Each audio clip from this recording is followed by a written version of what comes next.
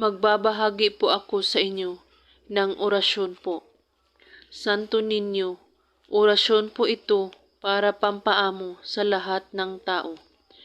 Una, magdasal muna ng isang Ama namin at bago lumabas ng bahay, ay banggitin lang ang orasyon. Lahat ng taong makakasalubong mo ay yuyuko sa'yo. Narito ang orasyon.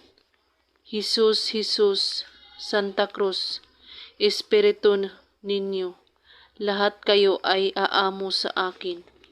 Gawin lang ito kahit anong oras at araw, basta't buo ang inyong paniniwala sa paggawa at walang ibang iniisip at pagdududa. At kung may katanungan po kayo ay magko-comment lang po sa baba. Maraming salamat sa panonood. May God bless us all.